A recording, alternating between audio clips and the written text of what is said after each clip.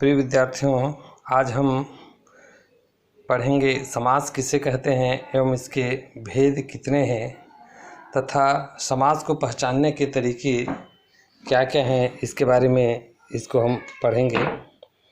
आइए सबसे पहले देखते हैं समास किसे कहते हैं। समास दो या दो से अधिक शब्दों से मिलकर बने हुए नए सार्थक शब्द को समास कहते हैं।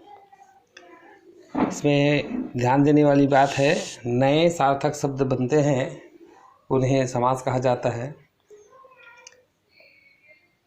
समास के भेद, समास के मुख्यतः 6 भेद हैं, जिनमें पहला है अव्ययी भाव समास, दूसरा है तत्पुरुष समास, तीसरा कर्मधारय समास, चौथा द्विगु समास, पांचवा द्वंद्व समास और छठवां है बहुब्रीहि समास। सबसे पहले हम देखते हैं पहला जो समास है अव्ययी भाव समास। आइए देखते हैं अव्ययी भाव समास की परिभाषा। अव्ययी भाव समास जिस समास का पहला पद अव्यय तथा दूसरा पद प्रधान हो, यहाँ लिख लीजिएगा, दूसरा पद प्रधान हो उसे अव्ययी भाव समास कहते हैं। पहला पद अव्यय तथा दूसरा पद प्रधान हो उसे अव्ययी भाव समास कहते हैं। इसको पहचानने का जो तरीका है, इसका पहला पद जो है वह छोटा होता है, या यूँ कहें पहला पद मोस्टली जो है उपसर्ग होता है। आइए देखते हैं उदाहरण। प्रतिदिन, प्रति धन दिन, प्रति जो है उपसर्ग है या कहें अव्यय है। आजन्म, आ धन जन्म, समास विग्रह करेंगे तो आ जो है अव्यय है, उपसर्ग है। अगला देखें सहर्ष, स धन हर्ष, स जो है उपसर्ग है। यथा संभव, यथा धन संभव, यथा अव्यय है। प्रतिकूल, प्रति धन कुल। इस प्रकार अव्ययी भाव समास को देखते हैं जिस समास का पहला पद अव्यय हो तथा दूसरा पद प्रधान हो। इसको पहचानने का तरीका है, पहला पद जो है वह मोस्टली उपसर्ग होता है, जैसे इसमें उदाहरण में आप लोग देखे हैं।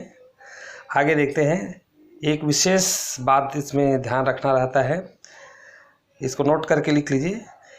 एक ही शब्द कई बार आने पर भी अव्ययी भाव समास होता है। जैसे देखें हाथों हाथ, हाथ धन हाथ, समास विग्रह करेंगे तो। दूसरा उदाहरण है इसका दिनों दिन, दिन धन दिन। कहने का मतलब है एक ही शब्द कई बार आते हैं तो भी आपको घबराने की जरूरत नहीं है, वह अव्ययी भाव समास होता है।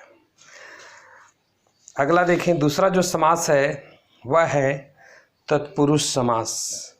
जिस समास में, इसमें दूसरा पद लिख डाला था, ये पहला पद है। जिस समास में पहला पद प्रधान हो तथा दोनों पदों के बीच का कारक चिन्ह लुप्त हो जाता है। अव्ययी भाव समास में देखे हैं दूसरा पद प्रधान होता है, जबकि तत्पुरुष समास में पहला पद प्रधान होता है, दूसरा पद गौण होता है और दोनों के बीच में कारक चिन्ह का लोप हो जाता है। इसको पहचानने का जो ट्रिक है उसको देखते हैं। दूसरा पद इसका छोटा होता है और कारक चिन्ह का लोप हो जाता है। उदाहरण देखें, राजकुमार, समास विग्रह करेंगे तो हो जाएगा राजा का कुमार, का कारक चिन्ह है। अगला उदाहरण देखें, राजपुत्र, समास विग्रह करेंगे तो हो जाएगा राजा का पुत्र, का जो है यहाँ कारक चिन्ह है। यश प्राप्त, यश को प्राप्त, को जो है यहाँ कारक चिन्ह है। करुणापूर्ण, समास विग्रह करेंगे तो हो जाएगा करुणा से पूर्ण, से जो है यहाँ कारक चिन्ह है। यज्ञशाला, यज्ञ के लिए शाला, के लिए जो है यहाँ कारक चिन्ह है जिसका लोप हो गया था। पाप मुक्त, पाप से मुक्त। से जो है यहाँ कारक चिन्ह है। शिवालय, शिव का आलय का जो है यहाँ कारक चिन्ह है। पुरुषोत्तम, पुरुषों में उत्तम, में जो है यहाँ क्या है कारक चिन्ह है। आइए देखते हैं तत्पुरुष समास के भी भेद हैं। तत्पुरुष समास के भी 6 भेद हैं, जैसे समास के 6 भेद हैं वैसा ही।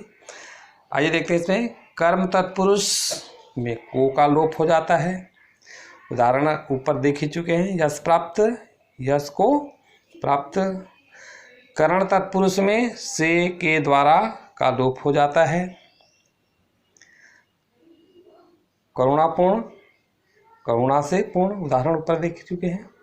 संप्रदान तत्पुरुष के लिए का लोप हो जाता है। यज्ञशाला, यज्ञ के लिए शाला, ऊपर उदाहरण देखे हैं। अपादान तत्पुरुष से अलग होने का लोप होता है, जैसे इसमें ऊपर उदाहरण देखें। पाप मुक्त, पाप से मुक्त।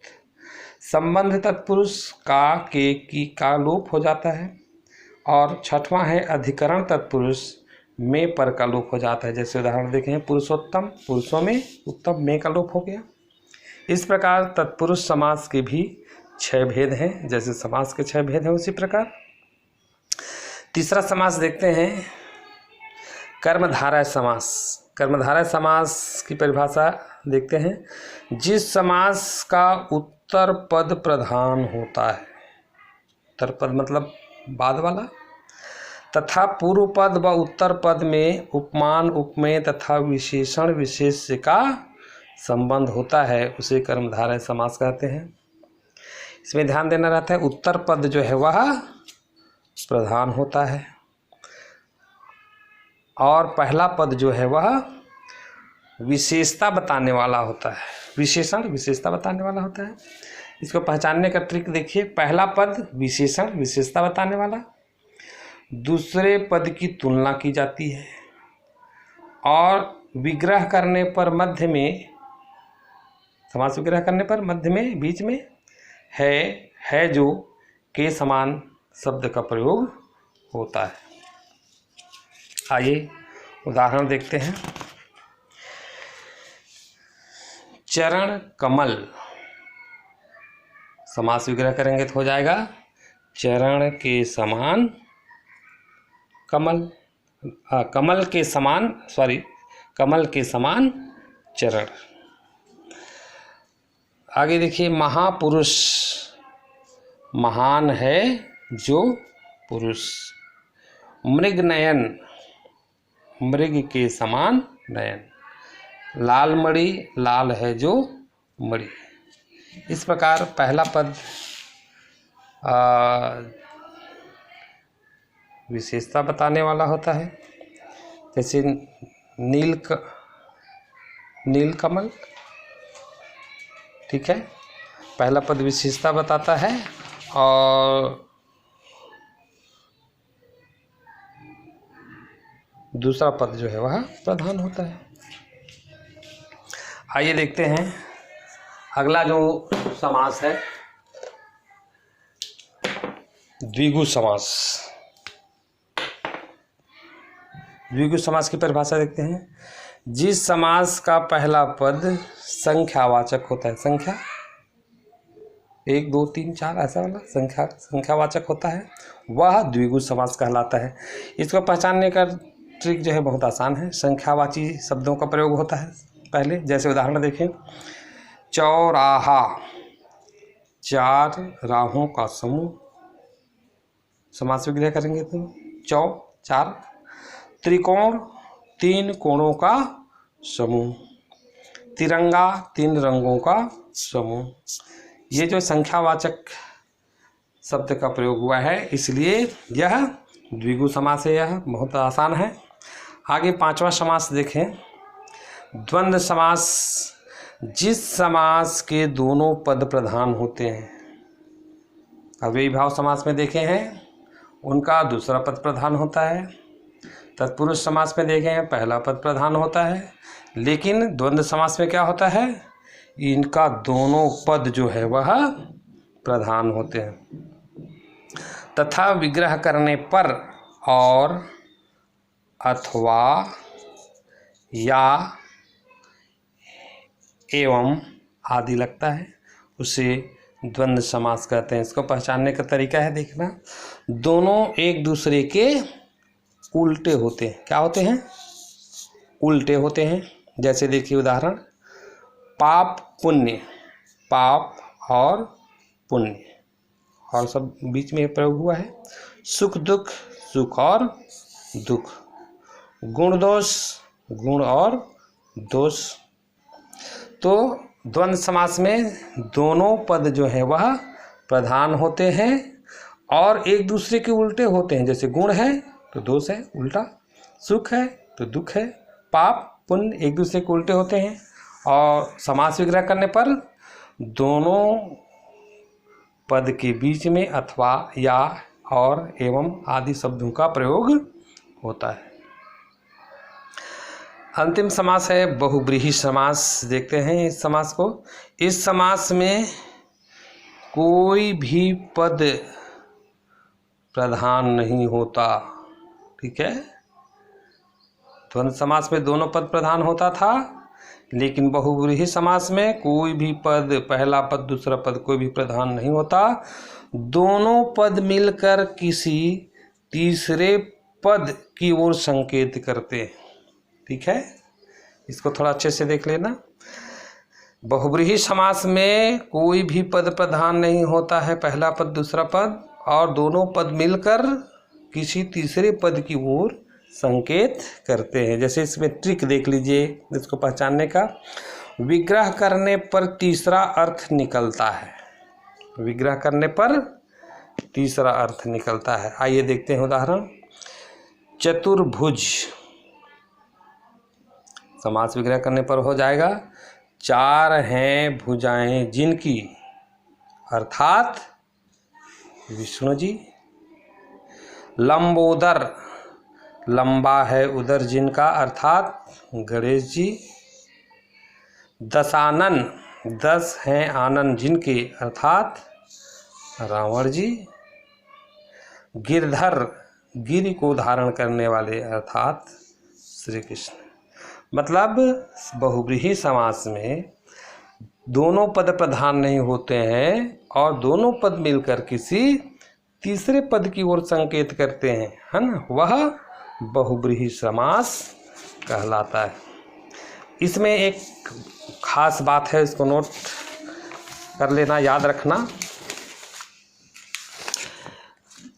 यदि प्रश्न दिया है विकल्प में, मान लो कर्मधारय समा, कर्मधारय, द्विगु तथा बहुब्रीहि तीनों दिए हैं, तब आपको हमेशा बहुब्रीहि समास को ही टिक करना है, सही करना है। परीक्षा में मान लो आता है, मान लो यदि प्रश्न दिया गया कोई भी समासिक शब्द दे दिया गया है ना, और उसमें विकल्प दिया गया है कर्मधारय समास, द्विगु तथा बहुब्रीहि तीनों दिए हैं, तो इसमें आपको हमेशा बहुब्रीहि समास को ही टिक करना है, सही करना है। जैसे नीलकंठ यहाँ दिया गया है, नीला है कंठ जिनका, अर्थात शंकर जी, बहुब्रीहि समास।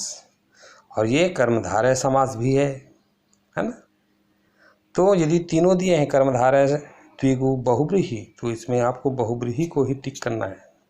ठीक है, और यदि नीलकंठ बस दिया है तो ये कर्मधारय समास भी हो सकता है ना, होता है ना, और बहुब्रीहि समास भी होता है। लेकिन तीनों यदि दिए गए हैं कर्मधारय, द्विगु और बहुब्रीहि, तो यह बहुब्रीहि समास होगा। ठीक है, तो बच्चों आपको ये समास के बारे में आप भली भांति जान गए होंगे और ये परीक्षा में आता ही है। इसलिए समास की परिभाषा एवं इनके कितने भेद हैं तथा इनको पहचानने के तरीके क्या क्या हैं, इसको भली भांति समझ गए होंगे। और परीक्षा में जब आएगा तो इसको भली भांति पहचान कर सही बनाएं ताकि आपको पूरे नंबर मिल सके। धन्यवाद। मिलते हैं छोटे से ब्रेक के बाद।